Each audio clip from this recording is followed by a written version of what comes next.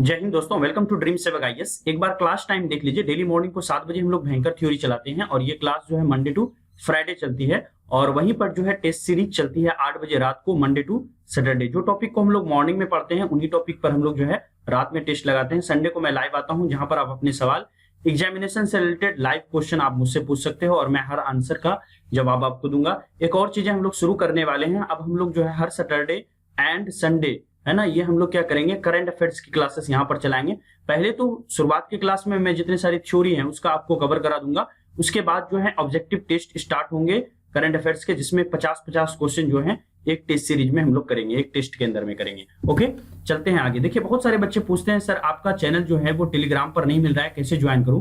तो सिंपली मैं बिल्कुल शुरू से बताना चाहूंगा, जो बच्चे बिल्कुल नए हैं आप प्ले स्टोर पर जाएंगे। प्ले स्टोर पर जाने के बाद वहां पर आप सर्च करेंगे टेलीग्राम। जैसे ही टेलीग्राम आप सर्च करेंगे तो टेलीग्राम आपको मिलेगा। उसकी सारी सेटिंग करने के बाद वहां पर टेलीग्राम पर जब आएंगे तो इस तरह का आपका कुछ खुलेगा। यहां पर आपको सर्च करना है ड्रीम सेवक आईएएस, करेक्ट स्पेलिंग इसी तरह से डालिएगा तो आपके सामने इस तरह के 4 ग्रुप्स आएंगे। इन चारों ग्रुप्स को अब तो 5 आएंगे आपको, क्योंकि एक ऑनलाइन क्लास भी स्टार्ट किया है हमने, ऑनलाइन स्कूल स्टार्ट किया है, ड्रीम सेवक आईएएस ऑनलाइन स्कूल है ना, ड्रीम सेवक ऑनलाइन स्कूल स्टार्ट किया है, तो वो आपको मिलेगा। ये 5 मिलेंगे, पांचों के पांचों को आपको ज्वाइन कर लेना है। ओके, चलिए टेस्ट की शुरुआत करते हैं।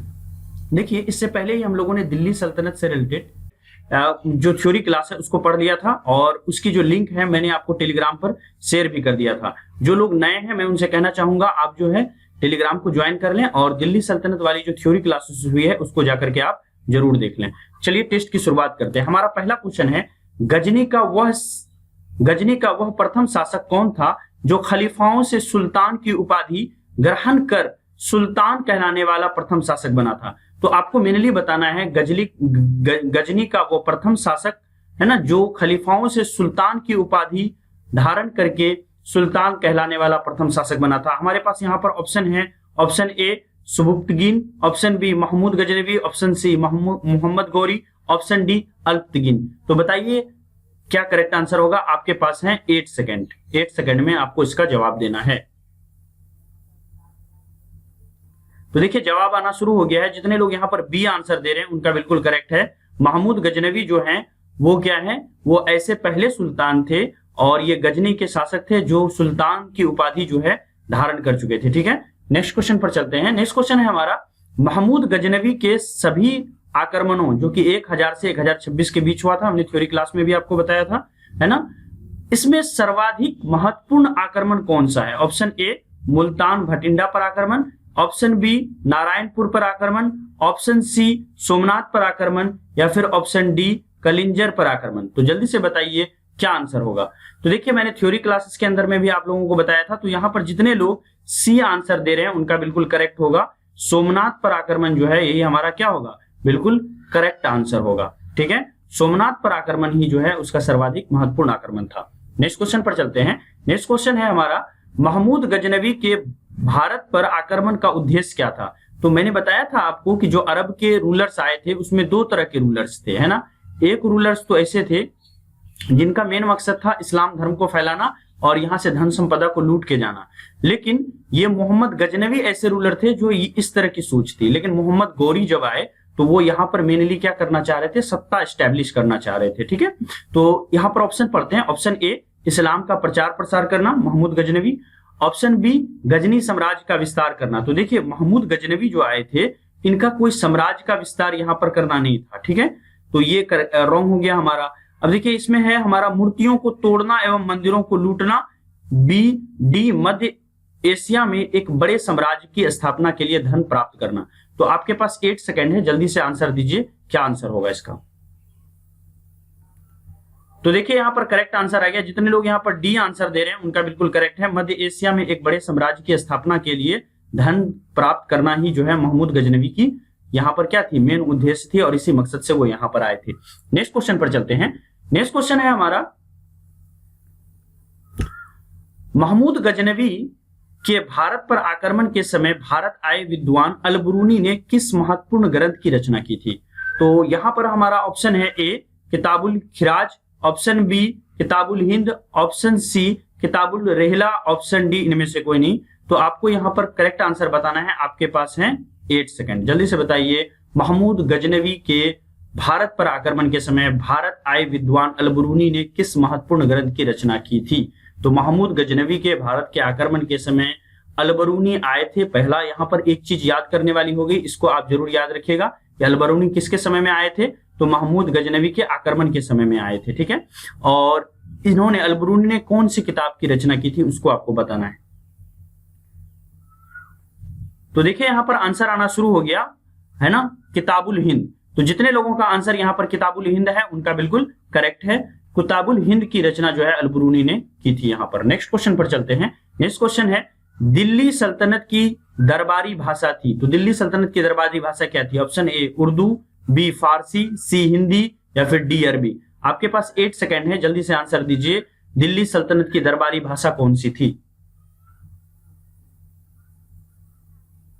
तो देखिए यहाँ पर जितने लोगों का आंसर बी आ रहा है उनका बिल्कुल करेक्ट है। फारसी जो है वो क्या था? दिल्ली सल्तनत की दरबारी भाषा थी, ठीक है। नेक्स्ट क्वेश्चन पर चलते हैं। नेक्स्ट क्वेश्चन है हमारा, कुव्वतुल इस्लाम मस्जिद का निर्माण किसके द्वारा कराया गया था? मैंने कहा था कि 2 तरह की मस्जिद थी। एक था हमारा 2.5 दिन का झोपड़ा, 2.5 दिन का झोपड़ा मैंने बताया था आपको, और दूसरा था कुव्वतुल इस्लाम। ये दोनों मस्जिद का निर्माण किसने कराया था? ऑप्शन पढ़ लेते हैं, कुतुबुद्दीन ऐबक, बी है ना अलाउद्दीन खिलजी, या फिर सी इल्तुतमिश, या फिर डी महमूद आदिल शाह। तो बताइए इसमें से करेक्ट आंसर क्या होगा?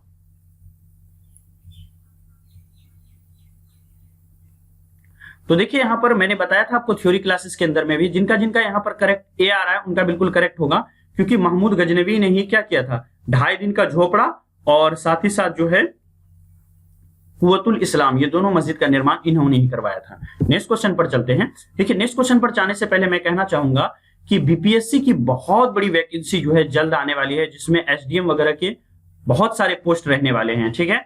तो जो बच्चे यहाँ पर आगे आपका अगर तैयारी करने का मन है कि आप बीपीएससी की तैयारी करना चाहते हो, तो इस वीडियो के अंदर में मैंने पूरी बताई है कि कैसे तैयारी करना है, सिलेबस क्या होगा इसके लिए, एग्जाम पैटर्न कैसा होता है, किस किस सब्जेक्ट से सवाल पूछे जाते हैं, कितने नंबर के किस सब्जेक्ट से पूछे जाते हैं, ये सब कुछ बताया है आपको।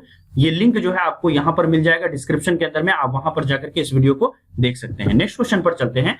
नेक्स्ट क्वेश्चन है हमारा, तराइन की पहली लड़ाई है ना कब हुई थी? 1192 ईस्वी में हुई थी। तो निम्नलिखित में से आपको यहाँ बताना है, निम्नलिखित में से किनके बीच ये लड़ाई लड़ी गई थी? तो तराइन का आपको पता है, तराइन के 2 युद्ध हुए हैं। एक तो हुआ है हमारा फर्स्ट और दूसरा हुआ है सेकंड। जो फर्स्ट युद्ध हुआ था वो हुआ था 1191 ईस्वी में, और जो सेकंड युद्ध हुआ था वो हुआ था 1192 ईस्वी में। तो यहाँ पर पहली युद्ध के बारे में बात कही जा रही है कि तराइन की पहली लड़ाई जो हुई थी निम्नलिखित में से किसके बीच लड़ी गई थी? तो मैंने आपको बताया था थ्योरी क्लास के अंदर में भी। तो यहाँ पर ऑप्शन पढ़ देता हूं। ऑप्शन ए है हमारा अलाउद्दीन खिलजी और पृथ्वीराज चौहान, ऑप्शन बी मोहम्मद गौरी और पृथ्वीराज चौहान, ऑप्शन सी महमूद गजनवी और पृथ्वीराज चौहान, या फिर ऑप्शन डी मोहम्मद शाह और पृथ्वीराज चौहान। जल्दी से बताइए क्या आंसर होगा। तो देखिए यहां पर जितने लोग बी आंसर दे रहे हैं उनका बिल्कुल करेक्ट है। महमूद गजनवी और पृथ्वीराज चौहान ये दोनों के बीच प्रथम लड़ाई हुई थी, और प्रथम लड़ाई में क्या हुआ था? मोहम्मद गौरी बहुत बुरी तरह से हार गए थे और जख्मी होकर के भाग गए थे। दूसरी जो तराइन की युद्ध हुई थी 1192 ईस्वी में, उसमें पृथ्वीराज चौहान को उन्होंने मार डाला था, और वहीं से जो है क्या हुआ कि हमारा दिल्ली सल्तनत का रूल स्टार्ट हुआ था। नेक्स्ट क्वेश्चन पर चलते हैं। नेक्स्ट क्वेश्चन है यहाँ पर देखिए, रजिया सुल्तान किसकी बेटी थी? ऑप्शन ए इल्तुतमिश की, ऑप्शन बी कुतुबुद्दीन ऐबक की, ऑप्शन सी नसरुद्दीन की, ऑप्शन डी बलबन की। तो जल्दी से बताइए रजिया सुल्तान किसकी बेटी थी? तो देखिए यहाँ पर बहुत इजी क्वेश्चन है, आप लोग सब बता देंगे, तो मैं डायरेक्ट इसका आंसर ही बता देता हूं। रजिया सुल्तान जो है वो किसकी बेटी थी? इल्तुतमिश की बेटी थी। तो इसको याद रखिएगा, रजिया सुल्तान जो है वो इल्तुतमिश की बेटी थी, ठीक है। नेक्स्ट क्वेश्चन पर चलते हैं। अच्छा एक बात बता दीजिए, ये इल्तुतमिश जो है ये कुतुबुद्दीन ऐबक का कौन था? तो कुतुबुद्दीन ऐबक का ये दामाद था, ठीक है। नेक्स्ट क्वेश्चन पर चलते हैं। नेक्स्ट क्वेश्चन है हमारा, किसके शासन काल में सबसे अधिक मंगोल आक्रमण हुए? Option A Balban, option B Alauddin Khilji, option C Muhammad bin Tughlaq, या फिर ऑप्शन डी फिरोज तुगलक। तो किसके शासन में सबसे अधिक मंगोल आक्रमण हुए थे ये आपको बताना है। आपके पास है 8 सेकेंड, जल्दी से बताइए, कमेंट कीजिए, मैं कमेंट आप लोगों का पढ़ रहा हूं।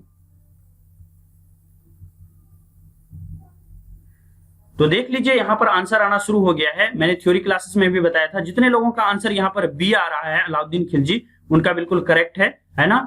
अलाउद्दीन खिलजी के समय में ही क्या हुआ था? सबसे ज्यादा जो है यहाँ पर मंगोलों का आक्रमण हुआ था, ठीक है।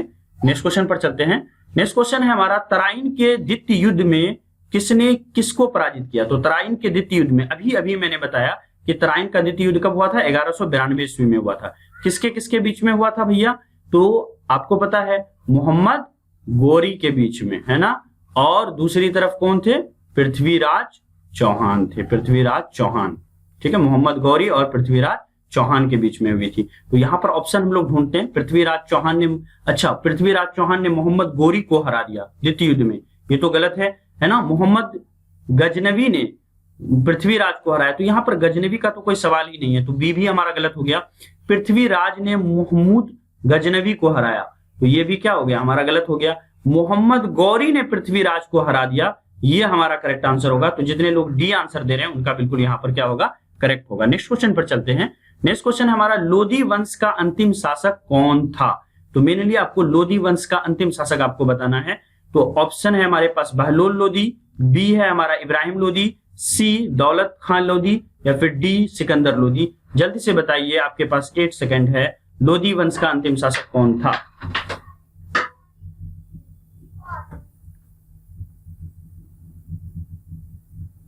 तो देखिए यहाँ पर जितने लोग बी आंसर दे रहे हैं उनका बिल्कुल करेक्ट है। इब्राहिम लोधी जो है वो लोधी वंश के अंतिम शासक थे। इसको जरूर आप लोग याद रखिएगा कि लोधी वंश का अंतिम शासक कौन था? इब्राहिम लोधी था। नेक्स्ट क्वेश्चन पर चलते हैं। नेक्स्ट क्वेश्चन है, उत्तरी भारत की प्रथम मुस्लिम महिला शासक या फिर दिल्ली पर राज करने वाली प्रथम महिला शासक कौन थी? ऑप्शन ए हमारा है रजिया सुल्तान, बी मुमताज, सी नूरजहां, या फिर डी इनमें से कोई नहीं। जल्दी से बताइए, भारत की प्रथम मुस्लिम महिला शासक कौन थी? तो देखिए बहुत इजी क्वेश्चन है, मैंने थ्योरी क्लास में भी आपको बताया था, नहीं देखा है तो वीडियो आप देख सकते हैं, डिस्क्रिप्शन में वीडियो है, या फिर इसी वीडियो के लास्ट में उस वीडियो को मैं लगा दूंगा, तो आप वहां से भी देख सकते हैं। तो जितने लोग यहाँ पर ए आंसर दे रहे हैं उनका बिल्कुल करेक्ट है। रजिया सुल्तान जो है वो भारत की प्रथम मुस्लिम महिला शासक थी और दिल्ली पर राज करने वाली प्रथम महिला शासक थी, यानी दिल्ली पर इससे पहले किसी शासक ने, किसी महिला शासक ने राज नहीं किया था। नेक्स्ट क्वेश्चन पर चलते हैं। नेक्स्ट क्वेश्चन है, महमूद गजनवी ने भारत में प्रथम आक्रमण किस राज्य के विरुद्ध किया था? तो महमूद गजनवी ने भारत में प्रथम आक्रमण किस राज्य के विरुद्ध किया था? वो कौन सा स्टेट था जिस पर महमूद गजनवी ने पहली बार आक्रमण किया था? ऑप्शन है हमारा हिंदू शाही, ब्राह्मण शाही, अलवर, या फिर सी नंबर में है हमारा कठियावाड़ के सोलंकी, या डी इनमें से कोई नहीं। जल्दी से बताइए क्या इसका आंसर होगा। आपके पास मैं 8 सेकंड दे रहा हूं आपको, 8 सेकंड में आपको रिप्लाई करना है। चलिए मैं कमेंट पढ़ रहा हूं, जल्दी से करते जाइए आप लोग।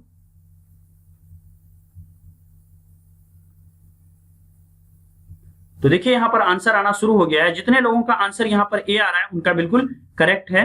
हिंदू शाही, ब्राह्मण शाही जो हैं, इन्हीं पर पहला आक्रमण जो है महमूद गजनवी ने किया था, ठीक है, तो याद रखिएगा इसको। नेक्स्ट क्वेश्चन पर चलते हैं। नेक्स्ट क्वेश्चन है हमारा, महमूद गजनवी का भारत में अंतिम आक्रमण किसके विरुद्ध हुआ था? याद रखिएगा यहां पर पूछा गया है अंतिम आक्रमण, पहला आक्रमण किसके विरुद्ध था ये तो हमने देख लिया, अंतिम आक्रमण किसके विरुद्ध हुआ था? ऑप्शन है यहां पर तोमर, बी प्रतिहार, सी सोलंकी, डी जाट। जल्दी से बताइए क्या आंसर होगा।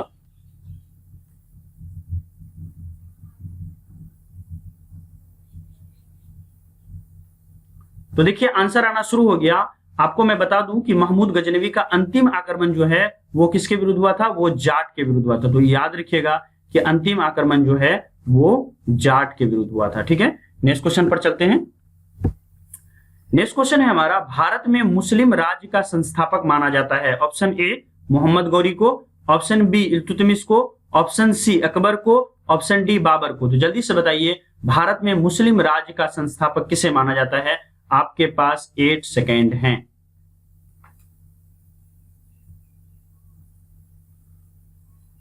तो देखिए यहां पर आंसर आना शुरू हो गया। जितने लोग यहां पर आंसर ए दे रहे हैं उनका बिल्कुल करेक्ट होगा आंसर। मोहम्मद गौरी को ही मुस्लिम राज्य का संस्थापक माना जाता है, क्योंकि आपको याद होगा 1192 ईस्वी में तराइन का युद्ध हुआ था, है ना। तराइन के द्वितीय युद्ध में ही इन्होंने क्या किया था, यहां से दिल्ली सल्तनत स्टैब्लिश हुई थी, तो वहीं से मुस्लिम राज जो है क्या हुई, है ना, वहीं से मुस्लिम राज स्टार्ट हो गई। नेक्स्ट क्वेश्चन पर चलते हैं। नेक्स्ट क्वेश्चन है हमारा, किसने इक्तादारी प्रथा चलाई थी? तो आपको यहां पर पूछा जा रहा है इक्तादारी प्रथा के बारे में। Option A Firoz Tughlaq, B Muhammad bin Tughlaq, C Iltutmish, या फिर डी गयासुद्दीन बलबन। तो आप लोगों में से बहुत लोगों का आंसर यहां पर आना शुरू हो गया है। तो जितने लोगों का आंसर यहाँ पर सी इल्तुतमिश आ रहा है उनका बिल्कुल करेक्ट है। इल्तुतमिश ने ही क्या किया था, इक्तादारी प्रथा की शुरुआत की थी। याद रखिएगा, इक्तादारी प्रथा की शुरुआत किसने किया था, तो आंसर क्या होगा, इल्तुतमिश ने इक्तादारी प्रथा की शुरुआत की थी। नेक्स्ट क्वेश्चन पर आते हैं। नेक्स्ट क्वेश्चन है हमारा, लाख बख्श के नाम से जाना जाने वाला भारतीय शासक कौन था? Option A Babar, option B Akbar, option C Qutubuddin Aibak, option D Iltutmish. जल्दी से बताइए, लाख बख्श के नाम से जाना जाने वाला भारतीय शासक कौन था? आपके पास 8 सेकंड है, 8 सेकंड में आपको आंसर देना है।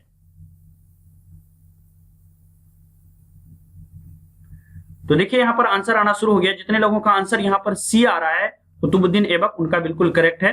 कुतुबुद्दीन ऐबक को ही लाख बख्श के नाम से जाना जाता था, है ना, लाख बख्श के नाम से जाना जाता था, तो इसको याद रखिएगा आप लोग। नेक्स्ट क्वेश्चन पर चलते हैं। नेक्स्ट क्वेश्चन है हमारा, 13वीं सदी में सेना का सर्वोच्च अधिकारी होता था। 13वीं सदी में सेना का सर्वोच्च अधिकारी कौन सा होता था? ऑप्शन ए मलिक, ऑप्शन बी खान, ऑप्शन सी सरखेल, या फिर ऑप्शन डी सिपाह सलार। तो आपको ये बताना है कि 13वीं सदी में, यहां पर कुछ लोगों को ये नहीं कंफ्यूजन होता होगा 13वीं सदी 12वीं सदी क्या होता है, तो मैं कहना चाहूंगा 13वीं यानी 13th सेंचुरी का क्या मतलब होता है। देखिए इससे एक कम कर दीजिए, आप 1200 में आ जाइए। 1200 से लेकर के 1299 का जो पीरियड होता है उसी को हम लोग क्या कहेंगे, 13वीं सदी कहेंगे। तो 13वीं सदी में सेना के सर्वोच्च अधिकारी क्या कहलाते थे, ये बताना है आपको। जल्दी से बताइए, आपके पास 5 सेकंड है। तो देखिए यहां पर आंसर आना शुरू हो गया है। 13वीं सदी में सेना के सर्वोच्च जो अधिकारी थे उनको खान कहा जाता था। जितने लोगों का आंसर यहां पर बी है उनका बिल्कुल करेक्ट होगा। नेक्स्ट क्वेश्चन पर चलते हैं। नेक्स्ट क्वेश्चन है हमारा, भारत में गुलाम वंश का संस्थापक कौन था? Option A Qutubuddin Aibak, option B Iltutmish, option C Kaiqubad, option D Aram Shah. जल्दी से बताइए, भारत में गुलाम वंश का संस्थापक कौन था?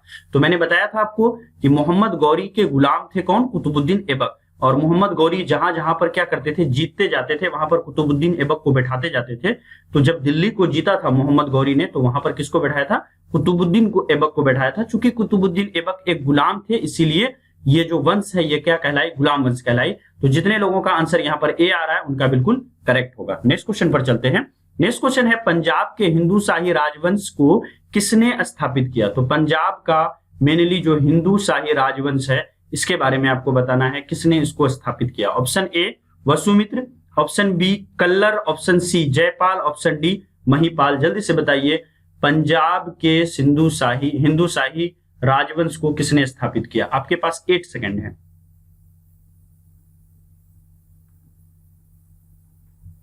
तो देखिए यहां पर आंसर आना शुरू हो गया है। जितने लोगों का आंसर यहां पर बी कल्लर आ रहा है उनका बिल्कुल करेक्ट है। पंजाब के हिंदू शाही राजवंश को किसी और ने नहीं बल्कि कल्लर ने ही स्थापित किया था। ठीक है, नेक्स्ट क्वेश्चन पर चलते हैं। नेक्स्ट क्वेश्चन है, अलबरूनी किसके शासनकाल में इतिहासकार था? तो अलबरूनी किसके शासनकाल में इतिहासकार था, ये आपको बताना है। Option A Mahmud Ghaznavi, B Balban, C Akbar, या फिर डी मोहम्मद बिन तुगलक। अलबरूनी किसके शासनकाल में इतिहासकार था? जल्दी से बताइए। तो देखिए यहां पर आंसर आना शुरू हो गया है। जितने लोगों का आंसर ए आ रहा है उनका बिल्कुल करेक्ट होगा। महमूद गजनवी के शासनकाल में ही अलबरूनी जो हैं वो क्या हुए थे, यहां पर इतिहासकार बन के आए थे। ठीक है, नेक्स्ट क्वेश्चन पर चलते हैं। नेक्स्ट क्वेश्चन है, निम्नलिखित में से कौन सा शासक है ना दास या फिर गुलाम राजवंश से संबंधित है? इसमें से कोई एक शासक है जो दास या फिर गुलाम वंश से संबंधित है। अभी मैंने कहा था कि गुलाम वंश किसको कहते हैं, बताया था ना आपको। चलिए जल्दी से बताइए क्या आंसर होगा इसका। Option A Iltutmish, B Humayun, C Akbar, D Shahjahan. जल्दी से बताइए क्या आंसर होगा। तो देखिए मैंने आपको बताया था कि मोहम्मद गौरी के जीतने के बाद जब गौरी यहां पर जीत के गए तो उन्होंने दिल्ली की गद्दी पर किसको बिठाया, उन्होंने दिल्ली की गद्दी पर बिठाया किसको, ऐबक को, है ना। और ऐबक के दामाद कौन थे, ऐबक के दामाद थे इल्तुतमिश, है ना। और इल्तुतमिश के बाद कौन आई, उसकी बेटी रजिया आई, है ना। और रजिया के बाद कौन आया था, रजिया के मरने के बाद बलबन आए थे, है ना। तो ये गुलाम वंश के सभी शासक हैं, इसको जरूर याद रखिएगा। तो ये जो इल्तुतमिश है ये क्या है, गुलाम वंश का शासक है। तो यहाँ पर जितने लोगों का आंसर ए आ रहा है उनका बिल्कुल करेक्ट है।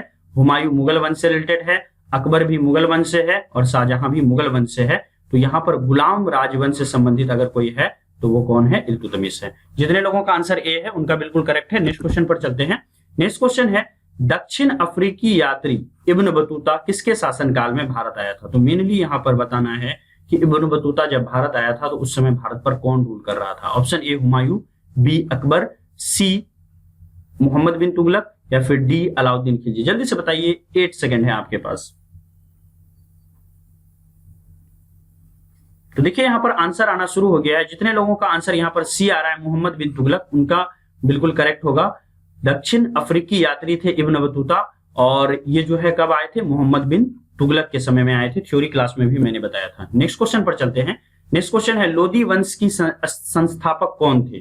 तो लोदी वंश का संस्थापक कौन था, इसको आपको बताना है। Option A Ibrahim Lodi, option B Sikandar Lodi, option C Bahlol Lodi या फिर ऑप्शन डी इनमें से कोई नहीं। जल्दी से बताइए, लोदी वंश के संस्थापक कौन थे?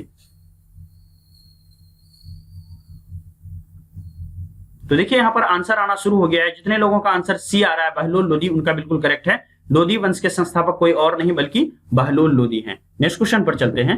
नेक्स्ट क्वेश्चन है हमारा, दिल्ली सल्तनत का वह प्रथम सुल्तान कौन था जिसने अस्थाई सेना रखी थी? दिल्ली सुल्तनत का वो पहला सुल्तान जिसने अस्थाई सेना यानी एक फिक्स सेना रखी थी। मैंने थ्योरी क्लास में भी बताया था, जिन्होंने अटेंड किया होगा वो 1 सेकंड में आंसर दे देंगे।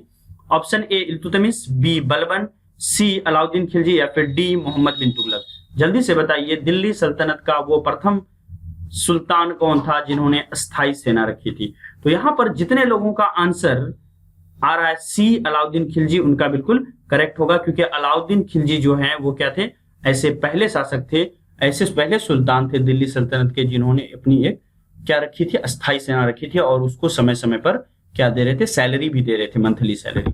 नेक्स्ट क्वेश्चन पर आते हैं। नेक्स्ट क्वेश्चन है, दिल्ली पर शासन करने वाली निम्न वंशों का सही क्रम क्या है?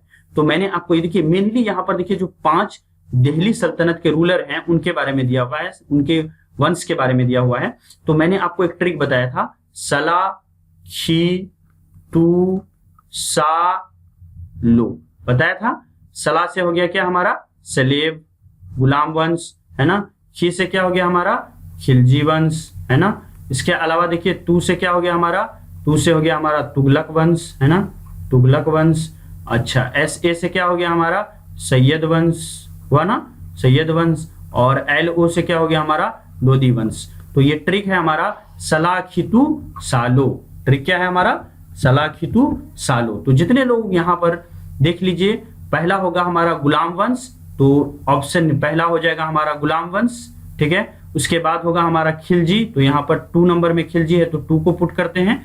तीसरे नंबर पर हमारा हो जाएगा तुगलक, तो देखिए यहाँ पर तुगलक कहाँ है? तुगलक यहाँ पर है, तो इसके बाद 5 पुट करते हैं, 5। इसके बाद आ जाता है हमारा सैयद वंश, तो देखिए सैयद कहाँ पर है? सैयद यहाँ पर चौथे नंबर पर है, तो उसके बाद चौथा डालते हैं। फिर उसके बाद आता है लोदी वंश, तो यहाँ पर देखिए लोदी कहाँ पर है? तीसरे नंबर पर है, तो तीसरे को डालते हैं। तो हमको ये ढूंढना है 1 2 5 4 3, ये कहाँ पर है?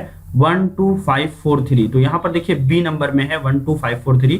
जितने लोगों का बी आंसर यहाँ पर दे रहे हैं वो बिल्कुल करेक्ट है ना। तो इस तरह से होगा सलाखितु सालो सैयद सलेब खिलजी तुगलक सैयद लोदी, याद रखिएगा इसको। नेक्स्ट क्वेश्चन पर चलते हैं। नेक्स्ट क्वेश्चन है हमारा, अमीर खुसरू के संबंध में निम्न में से कौन से कथन सही हैं? ऑप्शन ए, वो सूफी संत शेख निजामुद्दीन औलिया के शिष्य थे। ऑप्शन 2, वे अलाउद्दीन फिरोज खिलजी के दरबारी कवि थे। ऑप्शन सी, यहाँ पर तीसरे नंबर पर है, उन्होंने भारतीय वाद्य यंत्र वीणा एवं ईरानी वाद्य यंत्र तंबूरा के मिश्रण से सितार का आविष्कार किया था, या फिर उन्होंने ख्याल गायकी का आविष्कार किया था। तो इसमें आपको बताना है निम्नलिखित में से कौन सा कथन जो है वो अमीर खुसरू के लिए क्या है? बिल्कुल सत्य है, ये बताना है, ठीक है। रॉन्ग को छोड़ के जो करेक्ट है उसको बताना है। जल्दी से सोच के बताइए, 8 सेकंड है आपके पास।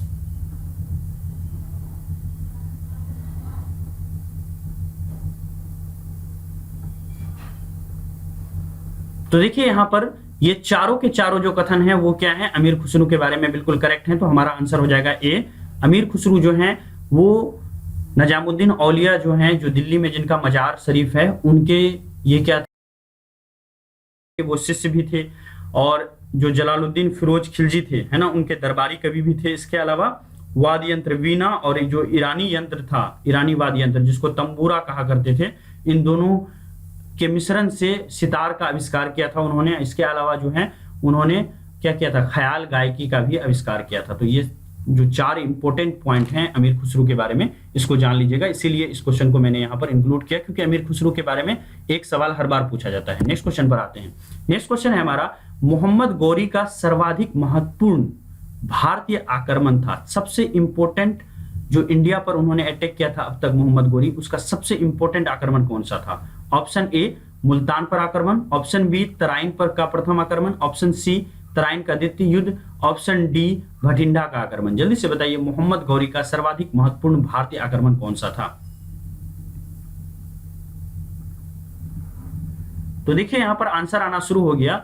जिन लोगों का आंसर यहां पर सी आ रहा है उनका बिल्कुल करेक्ट है। आपको पता है कि तराइन का द्वितीय युद्ध जो 1192 ईस्वी में हुआ था, वहीं से क्या हुई थी, दिल्ली सल्तनत की शुरुआत हुई थी। वहीं से जो है क्या हुई थी, मोहम्मद गौरी जो है आगे बढ़े थे, वरना ये भारत में कभी इंटर नहीं कर पाते। तो यहाँ पर पृथ्वीराज चौहान को हराने के बाद दिल्ली सल्तनत यहीं से स्टार्ट हुई थी 1192 ईस्वी से। तो ये जो युद्ध था भारत के अंदर में सबसे इंपॉर्टेंट युद्ध था मोहम्मद गौरी के लिए, है ना, तराइन का द्वितीय युद्ध। नेक्स्ट क्वेश्चन पर चलते हैं। नेक्स्ट क्वेश्चन है हमारा, सल्तनत काल में भू राजस्व का सर्वोत्तम, याद रखिएगा यहाँ पर सर्वोत्तम ग्रामीण अधिकारी था। तो सबसे उच्च ग्रामीण अधिकारी जो भू राजस्व से रिलेटेड था, और ये किस समय की बात हो रही है, दिल्ली सल्तनत काल की, कौन सा था? Option A Chaudhary, B Rawat, C Malik या फिर डी पटवारी। जल्दी से बताइए क्या आंसर होगा।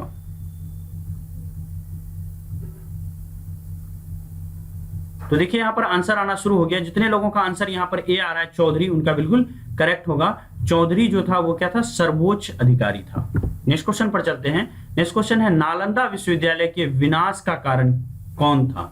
आपको मैंने बताया था नालंदा को किसने विध्वंस किया था थ्योरी क्लास में। ऑप्शन ए है मुसलमान, बी कुषाण, सी है ना सिथियंस या फिर डी मुगल।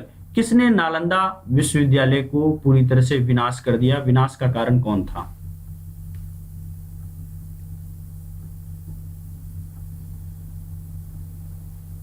तो यहां पर देखिए आंसर क्या हो जाएगा, यहां पर मुसलमान, है ना। मुसलमान जो हैं जब यहाँ पर वो रूलर आए थे वहां के, हालांकि ये क्वेश्चन थोड़ा सा विवादित है, इस क्वेश्चन को मुझे नहीं लगता है कि ऐसा लिखना चाहिए, ठीक है, इस वे में नहीं लिखना चाहिए। मेनली देखिए जब यहाँ पर रूलर आए थे मुस्लिम रूलर, तो उन्होंने जो अटैक किया था उसके वजह से क्या हुई थी, नालंदा विश्वविद्यालय पूरी तरह से समाप्त हो गई थी, विध्वंस हो गई थी। नेक्स्ट क्वेश्चन पर चलते हैं। नेक्स्ट क्वेश्चन है, निम्नलिखित में से कौन भूमि उत्पाद पर लगने वाले करों को इंगित करता है? ऑप्शन ए खराज, ऑप्शन बी खुम्स, ऑप्शन सी यहाँ पर दिया हुआ है उस्र, ऑप्शन डी मुक्तई। जल्दी से बताइए निम्नलिखित में से कौन भूमि उत्पाद पर लगने वाले करों को इंगित करता है? तो लैंड टैक्स जो है इनमें से कौन सा है, ये बताना है आपको।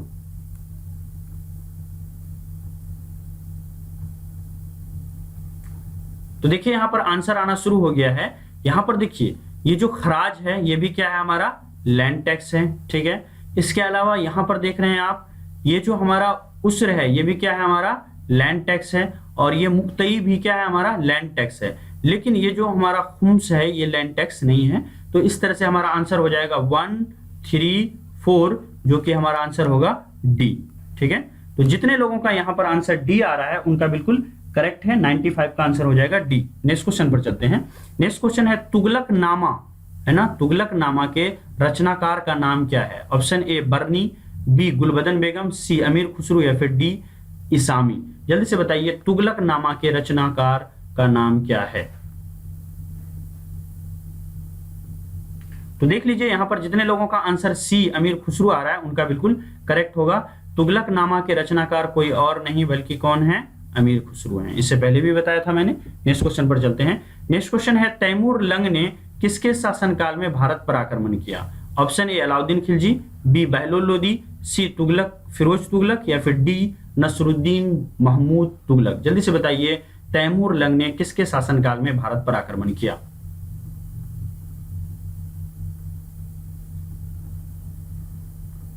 तो देखिए यहां पर आंसर आना शुरू हो गया है। तैमूर लंग ने, है ना, किसके शासनकाल में भारत पर आक्रमण किया?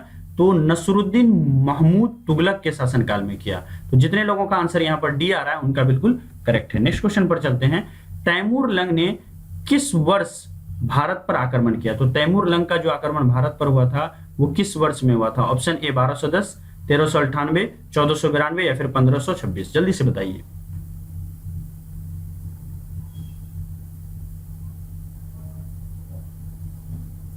तो देखिए यहाँ पर आंसर आना शुरू हो गया है। जितने भी लोगों का आंसर यहाँ पर ए आ रहा है 1210, उनका बिल्कुल करेक्ट होगा। तैमूर लंग का जो आक्रमण हुआ था भारत के अंदर में, वो कब हुआ था? 1210 में हुआ था। इसको याद रखिएगा, है ना। नेक्स्ट क्वेश्चन पर चलते हैं।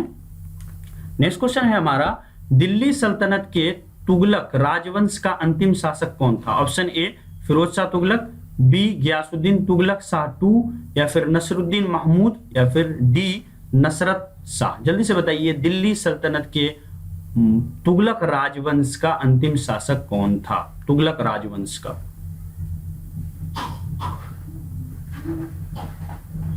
तो देखिए यहां पर आंसर आना शुरू हो गया है। दिल्ली वंश के तुगलक राजवंश का अंतिम शासक, जो तुगलक हमारी डायनेस्टी थी, उसका अंतिम शासक कौन था? नसरुद्दीन महमूद था, है ना। तो जितने लोगों का आंसर यहाँ पर सी आ रहा है, उनका बिल्कुल करेक्ट होगा आंसर। नेक्स्ट क्वेश्चन पर चलते हैं हम लोग। नेक्स्ट क्वेश्चन है हमारा, फिरोज तुगलक द्वारा स्थापित दारुल सफा। दारुल, पहले तो ये याद रखिए आप, दारुल सफा को किसने स्थापित किया था? तो आंसर क्या होगा? फिरोज तुगलक ने स्थापित किया था। अच्छा, फिर क्या पूछा जा रहा है? ये दारुल सफा जो है ये क्या था? ऑप्शन ए है ना दनसला, ऑप्शन बी एक खैराती अस्पताल, या फिर एक पुस्तकालय, या फिर ऑप्शन डी तीर्थ यात्रियों के लिए एक अतिथि गृह। जल्दी से बताइए, ये दारुल सफा जो है ये क्या था?